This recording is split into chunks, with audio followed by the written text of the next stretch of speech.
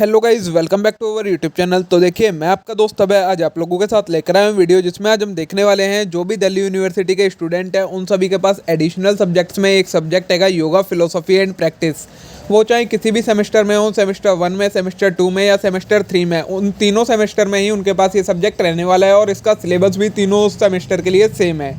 तो मैं आज आप लोगों के लिए लेकर आया हूँ इस सब्जेक्ट की जो यूनिट नंबर 1 है, जिसका नाम है योगा, आसन, प्राणायाम या एंड ध्यान।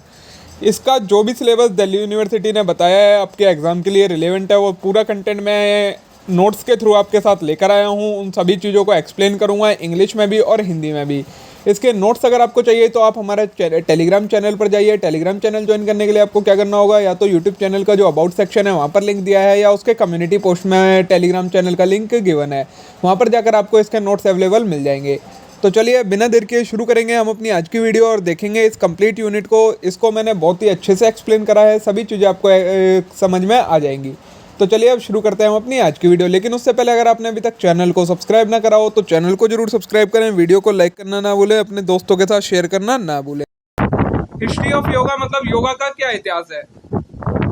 तो yoga has its roots from the Sanskrit word used which means to join और unite. The very origin of the word speak volume. It aims to connect your mind and body and to help them work together in peace as one. तो इसका मतलब क्या हो गया, योग की उत्पत्ति संस्कृत का शब्द है युज से हुई है, जिसका अर्थ होता है जुड़ना। शब्द की उत्पत्ति ही बहुत कुछ बोलती है। इसका उद्देश्य आपके दिमाग और शरीर को जोड़ना और उन्हें शांति से एक साथ मिलकर काम करने में मदद करना है। अब देखिए, उसके बाद हमारा आता है कि योगा के कितने फेजेस में डिवाइड कर दिया था हमने। योगा को डिवाइड हो रखा है। योगा कब से स्टार्ट हो रखा है, ये प्री वैदिक पीरियड। प्री वैदिक पीरियड मतलब पूर्व वैदिक काल से, तो dating back to 2700 BC in the Indus Saraswati valley civilization seals and fossil have been found with people doing yoga sadhana. This hinted in the practice of yoga starting at such early time, although it was an undocumented period. तो 2700 ईसा पूर्व में सिंधु सरस्वती घाटी सभ्यता के योग साधना करने वाले लोगों के साथ मोहरे तथा जीवाश्म मिले हैं। ये संकेत देता है कि योग का अभ्यास इतने शुरुआती समय से शुरू हो गया था, हालांकि ये एक अप्रमाणित अवधि थी। फिर जो दूसरा पीरियड था वो था आपका वैदिक पीरियड, जिसे कहा जाता है वैदिक काल। तो the word yoga was first mentioned in the ancient Sanskrit text of Rigved, which date back to 1500 BC. This old text mainly spoke of ritual, mantra and song that the Vedic priests and used in their life. तो इसका मतलब क्या हो गया, वैदिक काल में मतलब योग शब्द का उल्लेख सबसे पहले ऋग्वेद में प्राचीन संस्कृत ग्रंथों में हुआ था, जो कि 1500 ईसा पूर्व का है। इस पुराने ग्रंथ में मुख्य रूप से अनुष्ठान, मंत्रों और गीतों की बात की गई है, जिनका प्रयोग वैदिक पुजारी अपने जीवन में करते थे। फिर जो तीसरा पीरियड था वो था आपका प्री क्लासिकल पीरियड। तो this 2000 year period in the history of yoga is predominated by Upanishad. They explain the meaning of Vedic literature, reading between the lines, explaining how the body and mind work. Moreover, it talks of spiritual teaching. At this time period, yoga was divided into two forms, Karma Yoga and Jnana Yoga, जिसे कहा जाता है पूर्व शास्त्रीय काल या पूर्व classical काल। योग के इतिहास में ये 2000 वर्ष की अवधि उपनिषदों द्वारा प्रमुख है। वे वैदिक साहित्य का अर्थ समझाते हैं, पंक्तियों के बीच पढ़ते हैं और समझाते हैं कि शरीर और मन को कैसे काम करते हैं। इसके अलावा ये आध्यात्मिक शिक्षाओं की बात करता है। इस समय काल में दो रूप में विभाजित कर रखा था हमने योग को, कर्म योग में और ज्ञान योग में। चौथे टाइप का जो पीरियड था वो था आपका क्लासिकल पीरियड था। Classical period of yoga lasted for 1500 to 800 AD. The importance of peaceful mind as a consequence of yoga was put into the limelight during the period. तो इसे कहा जाता है शास्त्रीय काल। योग का शास्त्रीय काल 1500 से लेकर 1800 ईस्वी तक रहा था। इस अवधि के दौरान योग के परिणाम स्वरूप एक शांतिपूर्ण मन के महत्व पर प्रकाश डाला गया था। ठीक है, पांचवा था वो हैगा post classical period. The post classical period ran up to 1700 AD. It brought forward names of numerous yoga teacher include Acharya Trasarya, Adi Shankaracharya, Madhvacharya, Ramanujacharya, Mirabai and पुरंदरादासा।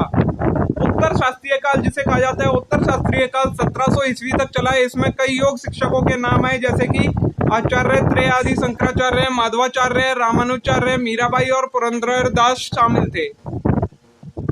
अब जो है सबसे लेटेस्ट वाला वो कहलाया जाता है आपका मॉडर्न पीरियड। तो yoga has undergone a wide number of changes over the century, but even as it walk in the 21st century, the essence and soul of yoga lies with feeling of oneness with the spiritual mind, body and nature. तो आधुनिक काल जिसे कहा जाता है, सदियों से योग में व्यापक परिवर्तन हुए हैं, लेकिन जब 21वीं सदी में प्रवेश कर रहा है, योग का सार और आत्मा मन शरीर और प्रकृति के साथ एकता की भावना के साथ निहित है। ठीक है, ये हो गए आपके जितने भी फेजेस थे योगा के वो सारे।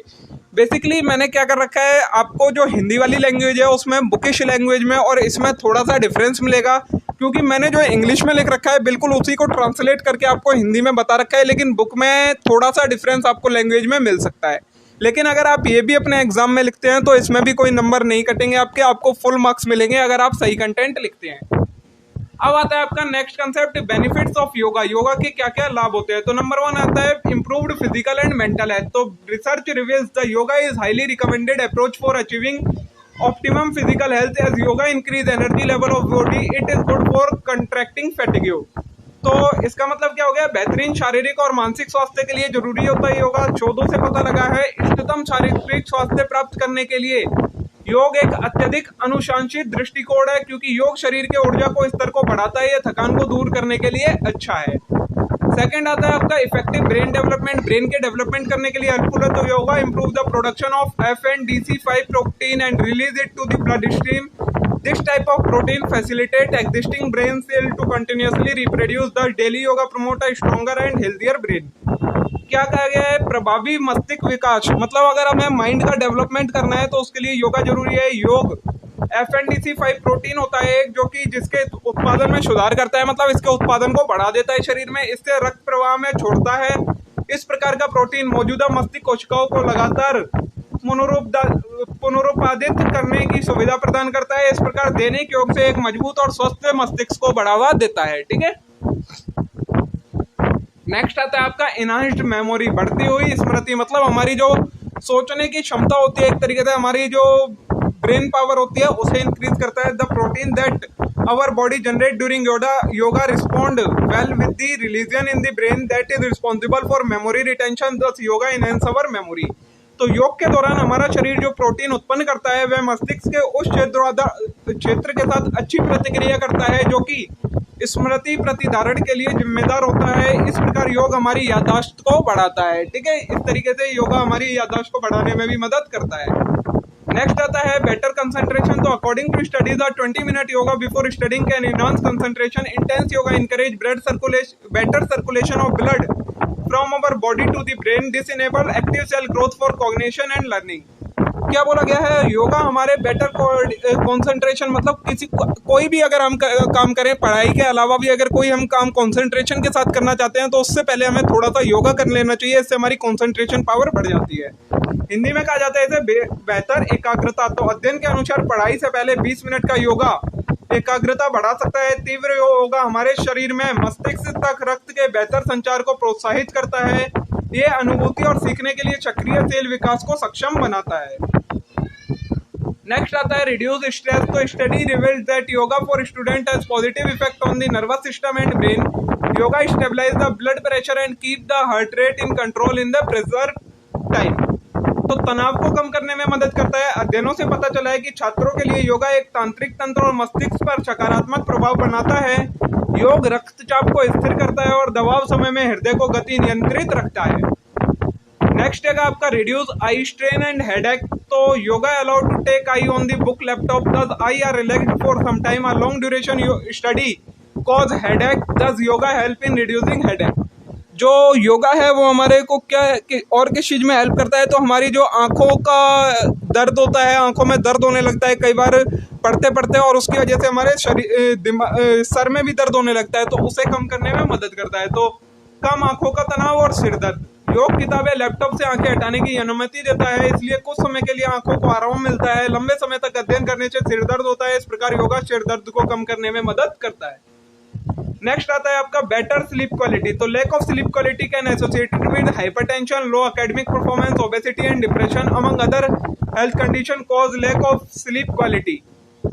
Yoga increase the discharge of melatonin, a hormone that manage sleep and alertness, thus yoga result in better sleep quality. तो योगा किस चीज में और हमें मदद करता है, अच्छी नींद आने में, बेहतर नींद की गुणवत्ता के लिए मदद करता है।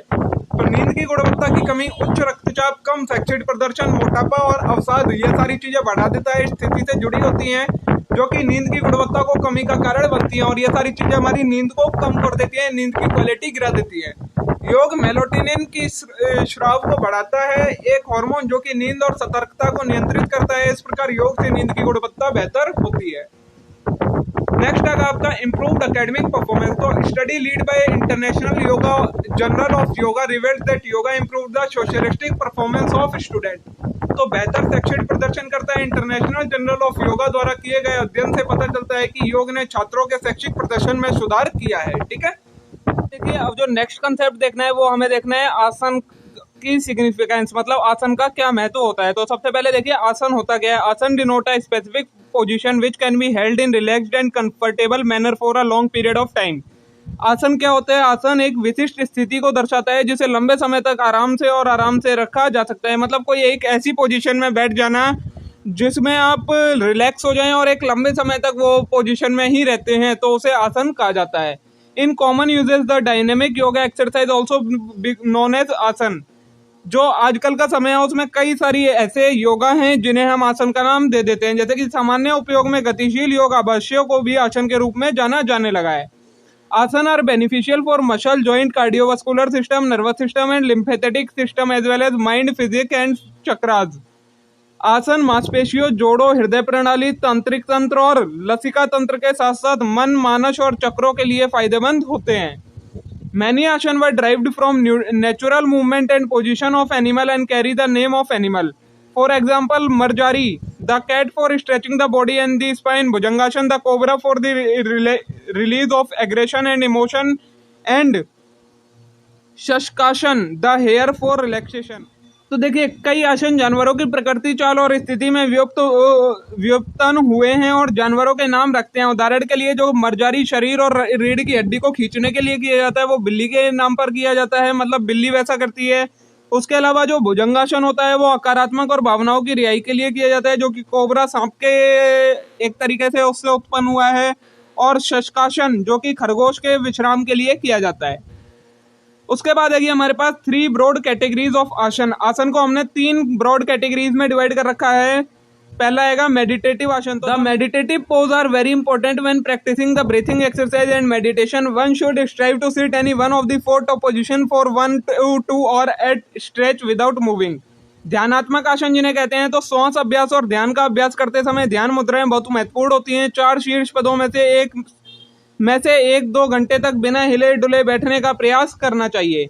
उसके बाद आता है रिलैक्सेशन आसन। तो the asana for relaxation are designed in a way that there is no need to contract any muscle. It is important to practice them exactly so your body can come to a deep relaxation and is not just lying on the floor. Relaxation आसन जिसे कहते हैं, तो relaxation के आसन इस तरह से डिजाइन किए गए हैं कि किसी भी मसल को सिकोड़ने की जरूरत नहीं है। उनका ठीक ठीक अभ्यास करना महत्वपूर्ण है ताकि आपका शरीर गहरे विश्राम में आ सके और न केवल फर्श पर पड़ा रहे। तीसरा आता है cultural poses asana. Though the cultural poses are the asana that intimate various aspect of god in the form of animal and divine state of being. Shaktikand yoga posture include the 12 basic asana and more advanced variation of these and more, जिन्हें हिंदी में कहा जाता है सांस्कृतिक मुद्रा या फिर आसन। तो सांस्कृतिक मुद्रा वह आसन है जो जानवरों और ईश्वरीय अवस्थाओं के रूप में ईश्वर के विभिन्न पहलुओं को नकल करते हैं। शक्तिनंद योग मुद्राएं में 12 मूल आसन और इनके और अधिक उन्नत रूप शामिल हैं। नेक्स्ट टाइप का जो आसन आता है वो आता है हमारा प्राणायाम, जिसके बारे में टॉपिक है जो हमारा उसके बारे में पढ़ना है, प्राणायाम के बारे में। तो pranayama is an Asian breath technique that originate from the yogic practice in India. It involves controlling your breath in different style and length. It has more recently gained popularity in the Western world because of many health benefits that come from pranayam practice. देखिए क्या मतलब हुआ इसका। तो प्राणायाम एक प्राचीन सांस लेने की तकनीक है जो कि भारत में योग प्रथाओं में उत्पन्न हुई है। इसमें विभिन्न शैलियों और लंबाइयों में अपनी सांस को नियंत्रित करना शामिल है। प्राणायाम अभ्यास से मिलने वाले कई अवस्थाओं के लाभों के कारण इसे हाल ही में पश्चिमी दुनिया में लोकप्रियता मिली है। Pranayam is typically practiced alongside yoga. It is known as the fourth anga or limb of yoga. Pranayam is regarded as a science. It is believed that you can control the power of your mind through regulating your breath. तो इसका मतलब क्या है, प्राणायाम आमतौर पर योग के साथ साथ किया जाता है। इसे योग के चौथे अंग या अंग के रूप में भी जाना जाता है। प्राणायाम को एक विज्ञान माना गया है। ऐसा माना जाता है कि आप अपनी सांस को नियंत्रित करके अपने मन की शक्ति को नियंत्रित कर सकते हैं। देखिए दोस्तों, इसमें समझाने वाला कुछ भी नहीं है, जो बिल्कुल वर्ड टू वर्ड मैंने उसकी बिल्कुल हिंदी लिख के दे दी है। हिंदी बिल्कुल सिंपल है, इतने वर्ड तो आपको मतलब पता ही होगा, तो आपको ये समझ में आ रहा होगा, इसलिए मैं कुछ समझाता हुआ नहीं चल रहा हूँ, आपको बस एक बार पढ़ के सारा बता दे रहा हूँ। जहाँ जहाँ थोड़े वर्ड अलग हैं उनका मतलब मैं आपको बता देता हूँ, बाकी सारी सिंपल हिंदी लिखी हुई है, ठीक है। 3 फेजेस ऑफ प्राणायाम। प्राणायाम के 3 चरण हैं, 3 प्रकार हैं। देखिए कौन कौन सा। पहला है पुरकारा और इनहेलेशन, जिसको हम हिंदी में कहते हैं पूरक या अंत श्वसन, मतलब जो हम सांस लेते हैं। दूसरा है कुंभक और रिटेंशन, कुंभक या अवधारण, इसका मतलब होता है जो हमने सांस ली उसे अपने शरीर के अंदर रोक कर रखना। फिर आता है रेचका और एक्सहेलेशन, जिसका मतलब होता है हिंदी में यही कहते हैं रेचक या सांस छोड़ना, मतलब अब वो रोकी हुई सांस को वापस बॉडी से बाहर निकाल देना। तो ये 3 फेज होते हैं प्राणायाम करने के। प्राणायाम के बेनिफिट क्या क्या होते हैं, लाभ क्या क्या होते हैं, देखिए। नंबर 1 है practicing pranayama can help improve lung function. This include helping your hold your breath longer and increasing strength in your respiratory system. तो प्राणायाम का अभ्यास करने से फेफड़ों की कार्य क्षमता में सुधार करने में मदद मिल सकती है। इससे आपकी सांस को लंबे समय तक रोकने में मदद करना और आपकी श्वसन की मांसपेशियों में ताकत बढ़ाना शामिल है। दूसरा है speaking of lung health, the breathing technique in pranayama can help to cut craving if you want to quit smoking. तो फेफड़ों के स्वास्थ्य की बात करें तो प्राणायाम में सांस लेने की तकनीक धूम्रपान छोड़ने की इच्छा को कम करने में मदद कर सकती है। नेक्स्ट है much like the more popular forms of yoga pranayama can increase mindfulness. तो योग के अधिक लोकप्रिय रूपों की तरह प्राणायाम भी संचेतना को बढ़ाता है, माइंडफुलनेस आपकी इंक्रीज कर देता है। नेक्स्ट है pranayama ability to improve mindfulness has also been found to lower stress and aggression among student taking particularly stressful exam. तो विशेष रूप से तनावपूर्ण परीक्षा देने वाले छात्रों के बीच प्राणायाम की दिमागपन में सुधार करने की क्षमता तनाव और नकारात्मक को कम करने के लिए भी पाई गई है। Pranayama can significantly lower anxiety level and any negative feeling associated with it. तो प्राणायाम चिंतन के स्तर और इससे जुड़ी किसी भी नकारात्मक भावना को काफी हद तक कम कर सकता है। नेक्स्ट का जो टॉपिक वो आपको करना है बेनिफिट ऑफ ध्यान। ध्यान के क्या क्या बेनिफिट होते हैं, क्या क्या लाभ होते हैं ध्यान करने से। तो नंबर 1 आता है आपका meditation is the most important component of yoga practice. इसका मतलब क्या हो गया, ध्यान योग अभ्यास का सबसे महत्वपूर्ण घटक है, मतलब अगर आप योगा कर रहे हैं तो उसमें ध्यान शामिल जरूर होता है। नेक्स्ट है it helps the practitioner to eliminate negative emotion like fear, anger, depression and anxiety and to develop positive emotion. ये व्यवसायी को प्रैक्टिशनर मतलब जो इसे करता है उसे भय, क्रोध, अवसाद, चिंता जैसी नकारात्मक भावनाओं को खत्म करने में और सकारात्मक भावनाओं को विकसित करने में मदद करता है। नेक्स्ट है कीप द माइंड काम एंड क्वाइट। इसका मतलब क्या है, मन को शांत और नीरव रखता है। फिर increase the concentration, memory, clarity of thought and will power. तो एकाग्रता को, स्मृति को, विचार की स्पष्टता और इच्छा भक्ति को बढ़ाता है। नेक्स्ट है rejuvenates the whole body and mind giving them proper rest. तो उन्हें उचित आराम देकर पूरे शरीर और दिमाग में फिर से जीवंत करता है। Meditation leads to self realisation, और क्या होता है, ध्यान आत्मा साक्षरता की ओर ले जाता है। तो देखिए दोस्तों, इसी के साथ आपकी जो ये यूनिट नंबर 1 है योगा फिलोसॉफी एंड प्रैक्टिस की, ये यूनिट नंबर 1 यहाँ कंप्लीट हो जाती है। यही टॉपिक आपके सिलेबस में गिवन है, इसके अलावा आपको और कुछ भी करने की जरूरत नहीं है, क्योंकि इसका जो एग्जाम आता है वो बहुत छोटा सा एग्जाम आता है, ज़्यादा बड़ा एग्जाम नहीं आता है। तो आपको सिर्फ अगर आप इतना भी कर लेते हैं तो आपके लिए काफ़ी यूजफुल ये हो जाएगा। मे बी आज की वीडियो आप लोगों को पसंद आई होगी, वीडियो अच्छी लगी होगी। अगर वीडियो अच्छी लगी हो तो वीडियो को लाइक करना ना भूलें, चैनल को जरूर सब्सक्राइब कर लें इस टाइप के और कंटेंट के लिए, और वीडियो को अपने सभी दोस्तों के साथ शेयर जरूर कर दें। Thank you.